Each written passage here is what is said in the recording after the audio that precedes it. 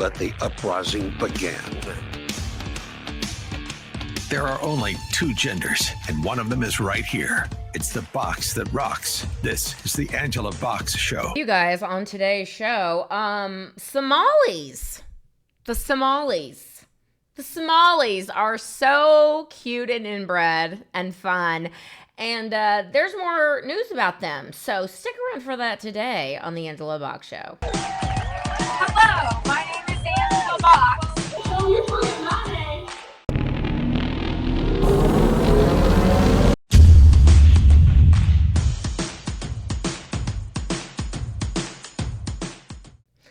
You guys, I have this issue. I have a first world problem extraordinaire for you. Not a third world problem because, you know, the third world has been imported here. So ergo, I guess it's all the first world at this point. What that is, that's where your life is amazing, so you just make shit up to be upset about. People in other countries have real problems, like, oh shit, they're cutting off all our heads today. Things like that. Here we make shit up to be upset about, like, how come I have to choose a language on the ATM machine? It's bullshit.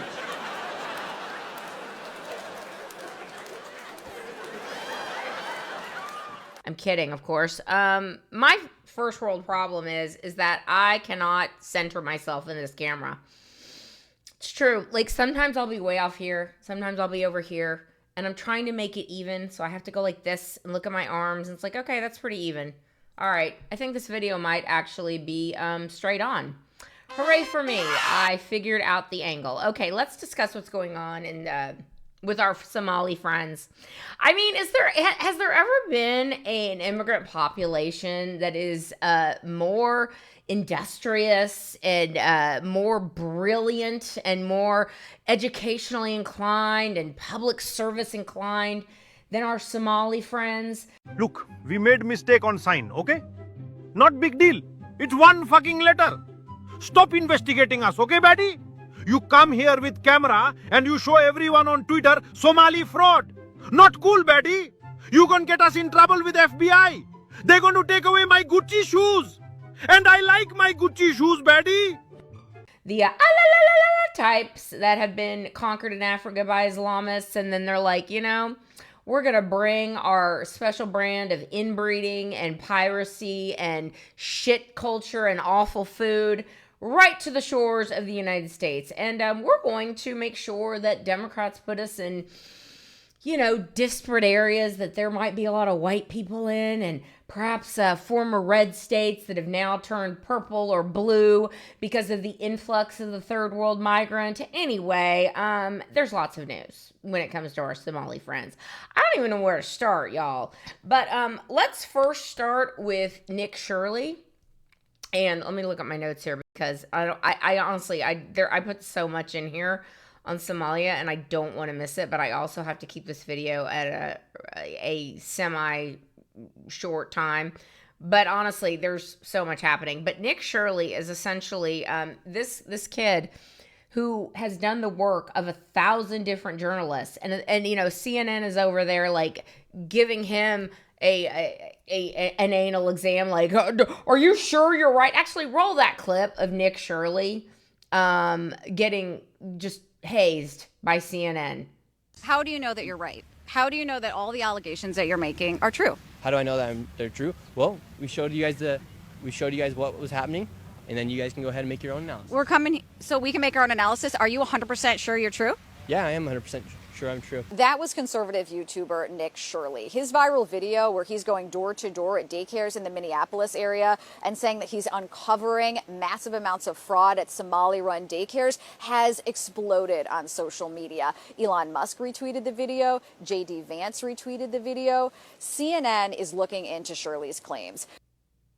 Yeah, and CNN, when they were just doing some journalism, okay, because they were giving Nick Shirley an anal exam, and then they decided, they're like, we'll show you, Nick Shirley. You know what we're gonna do? We're gonna call 5 different daycares in Minnesota, and only one of them picked up the phone, because, you know, that's what a legitimate business does. It has a phone number that you call, and then, you know, as a journalist, you don't go, that's weird. Why wouldn't someone be answering the phone during business hours?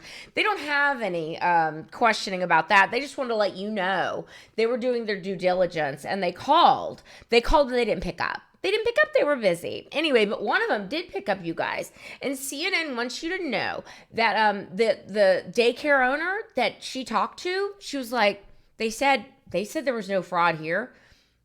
They said they were a legitimate business. Like, they don't understand what all of this is about. Back to you, Aaron Burnett. Like, this is the level of journalism that we're dealing with here. And it's the lies of omission, the lies of commission once again. And it's like the media wants you to think that Nick Shirley is lying, and that Nick Shirley, who now has death threats on him, just like Charlie Kirk had death threats on him. There's like bounties on me here in Minnesota. Lots of messages, death threats, obviously, on social media. Nick Shirley received death threats, and someone offered a $1 million reward for his capture. After he exposed the alleged fraud involving billions of dollars, Minnesota became no longer safe for him. In her recent public statement, Shirley indicated that as the investigation progressed and the exposure expanded, she began to receive a large number of threatening messages. This kid is somehow completely full of shit, and that there's nothing whatsoever wrong with the fraud that's going on in Minnesota. And how dare you, you racist prick. Anyway, Nick Shirley is getting his life threatened, and the media is not discussing that. Nick Shirley has spawned an army of citizen journalists who are now going, that's weird. We seem to have a lot of these Somalis, these inbred radicals, squatting in our states too. Why don't we go and start tracking down these daycares and tracking down these healthcare facilities and whatever else these Somalis are running, and check to see if there's actually anyone there. Oh yeah, I was trying to find the local daycares. We already know about what's going on. Mm-hmm. This is a licensed property. If you have a complaint, go to the state. Okay, I was trying to find out if you guys are a daycare. I was just trying to see. Well, you don't have to. Yeah, you don't have to. If you want to know any questions, just go online and ask who you need to ask. But no, there's nobody online to ask, so I'm just trying to ask you guys. No, you don't have to ask us anything. I don't have to? If you have any questions, go I to the do. state. I have a question. No, I was just asking you guys. And Okay, you guys were listed on the website and a bunch of websites, so for daycares, so. Oh, that's what it is. Then you don't need to go door to It's door. yeah, no, you can. Yeah, I have. You can go door to door. So if you have any questions, go call the child care check, and they'll give you whatever information that you need. Okay, so you guys aren't a daycare then? Not a public daycare, right? Okay, I didn't think so. Don't report our property either. Oh, I can, yeah. So these ones were really hostile. I just knocked on the door just to see if it was a local daycare listed on the websites. She said contact the state. It's interesting. And it turns out they're not, you guys. It turns out they're not, and people are very upset about it. And the leftists, they don't care about the fraud. They don't care about the fraud. They just care about not being called a racist. And so there's a bunch of leftists that got organized and paid for real quick, and they, you know, this NGO, whoever was funding this, decided to hand out these identical little vests, and these leftists went out and they had their pre-printed signs, and they're like, this is totally organic, you guys. They're basically panicking so hard because they had to go out and sing and chant and try and overwhelm the people trying to do actual journalism, not discuss the actual fraud being done, which tells you everything, doesn't it? Roll that clip.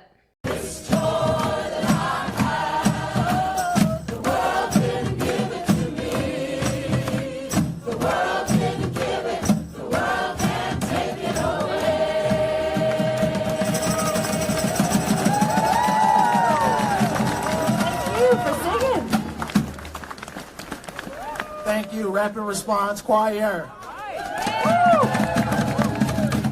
They're not discussing the actual fraud that's being done. They're not discussing how come the mayor of Minneapolis, this total cuck named Jacob Fry, I don't know if he's a Jew or not, but someone let me know in the comments if he's of Jewish descent, because a more self-hating Jew I have yet to see. If so, because he is licking the taint of every single Somalian that he can find. Okay. And this one girl on Instagram, this one citizen journalist on Instagram, again, doing the heavy lifting that the media refuses to do. She was like, you know, she discovered. Remember last week how one of the guys that was in the Quality Leering Center, which has spawned 1,000 amazing memes. Okay, I want a shirt that says Quality Leering Center on it. I'm gonna start looking for that merch. Anyway, the guy that he was like, you guys, this is the craziest thing. They're coming after. Excuse me, they're coming after my family. My parents own this amazing daycare that. It's such a quality daycare that we have the hours between 2 and 10, because that's when every daycare runs, don't you know? Anyway, can you guys leave us alone? Well, this guy, and I'm going to roll the clip in a second.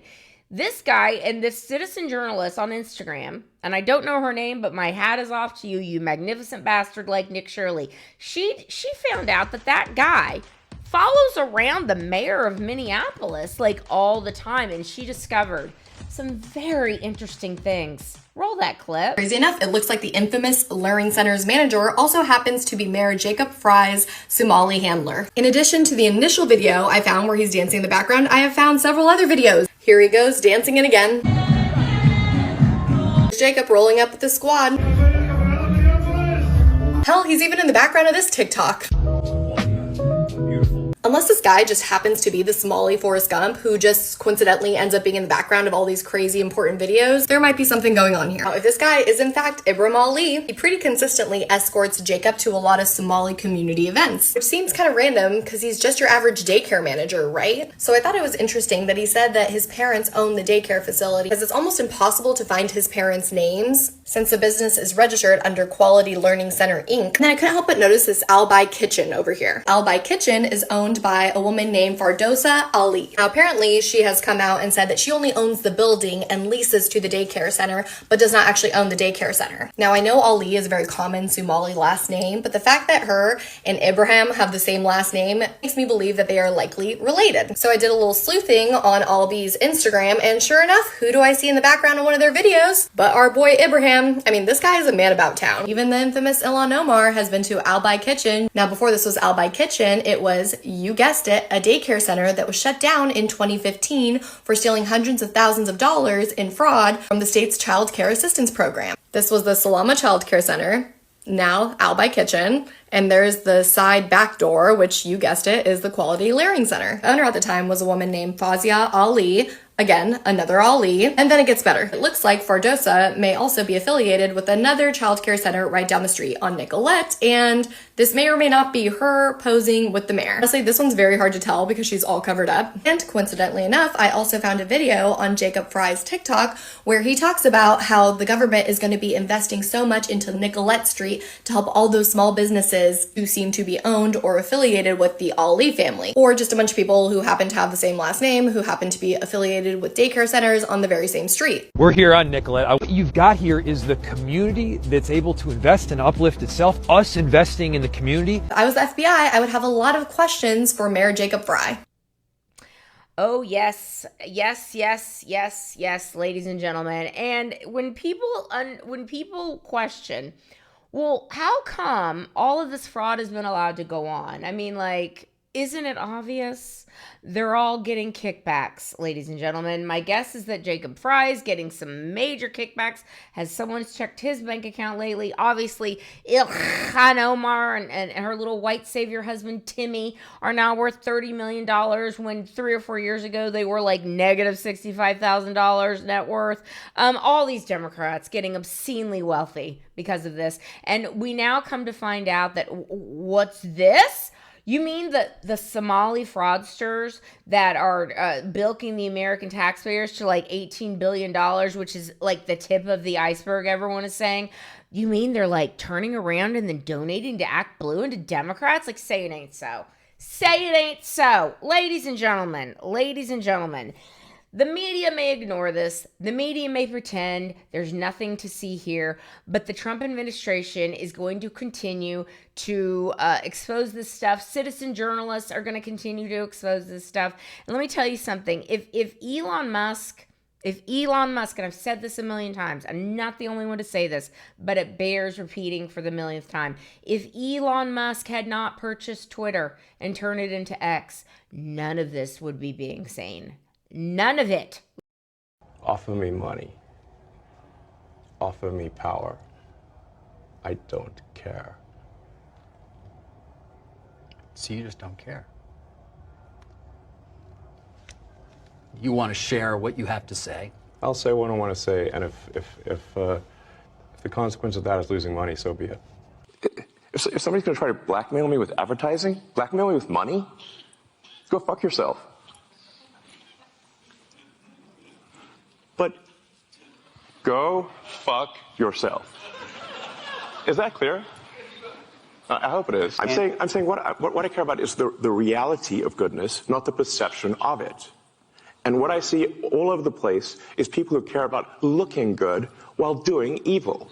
Ladies and gentlemen, we'd be showing our vaccine papers and being forced to be masked and living in 15-minute cities, and none of this would be anywhere near our consciousness, because the big tech oligarchs and the big tech giants that censored everybody and that helped cheat in the 2020 election, we'd be one nation under Senator knee pads and Governor Jazz hands right now. And on the last note, when it comes to campaign finances, very strange, you guys. The minute that Senator knee pads, speaking of Senator knee pads, the minute Senator knee pads named Governor Jazz hands as her running mate, you're not gonna believe this. Like, they raised $36 million in a day. You mean to tell me that a mere 24 hours after Kamala Harris announced Tim Walz as her running mate, her campaign magically raised $36 million? What am I talking about? Well, I'll tell you, according to this NPR article from August of 2024, a mere 24 hours after announcing Governor Tim Walz of Minnesota as her running mate, the Harris campaign managed to raise an astounding $36 million in one day because Tim Walz is her running mate. Despite the fact that their campaign was only 107 days, Kamala Harris and Tim Walz managed to raise an unprecedented $1 billion, and many of those donors were first-time donors. So it has me wondering, where exactly did their campaign money come from, and who exactly was donating $36 million in a single day to Tim Walz of Minnesota? Like, the lady who used her considerable skill set to become vice president, she appoints Governor Jazz Hands, who just so happens to be the governor of a state that has massive amounts of immigrant fraud, specifically Somali fraud. You're telling me that the day after he gets appointed, you raise $36 million? That's so weird. It's so weird. I just wish the Republican Party would get a clue and get rid of this filibuster and do all the other things that need to be done, like passing the SAVE Act to make sure that people have to have photo IDs and be legal citizens and not suck off the government teat when you're an illegal alien. I just wish the Republican Party had 1/10 of the energy they have for getting Kilmar Abrego Garcia out of federal custody than they have for uncovering and uprooting all the fraud going on in this country. It again tells you a lot, doesn't it? But you know what, Republican Party? The American people will continue to do your jobs for you. And this is going to snowball in a massive, massive way.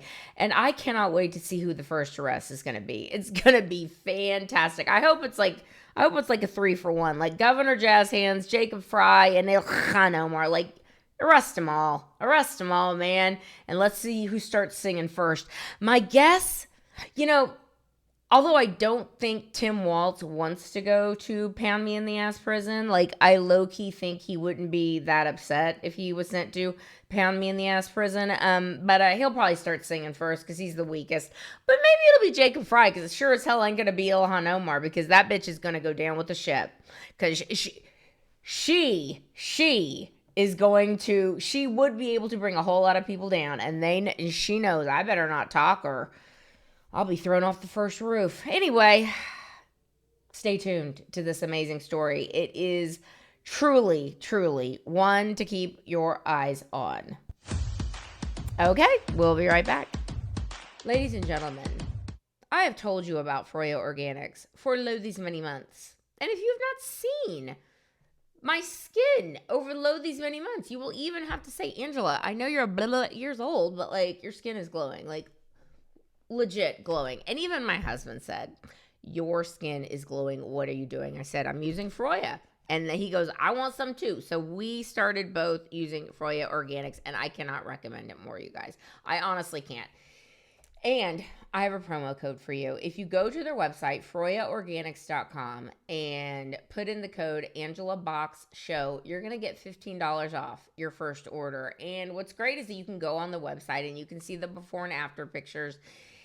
And it really is quite dramatic. And honestly, I'm going to use this stuff forever and ever. It is all organic. It is made with the Icelandic woman in mind who has to deal with a very harsh climate. So unbelievably nourishing, age reversing, gorgeous stuff, you guys. Can't recommend them more. FroyaOrganics.com/AngelaBoxShow, $15 off your first order. Do it. All right, you guys, that's where I'm going to leave today's video. Please let me know what you think down below. Like, subscribe, comment, do all the things. And until next time, everybody, keep kicking ass and taking names, and I will be done. Peace.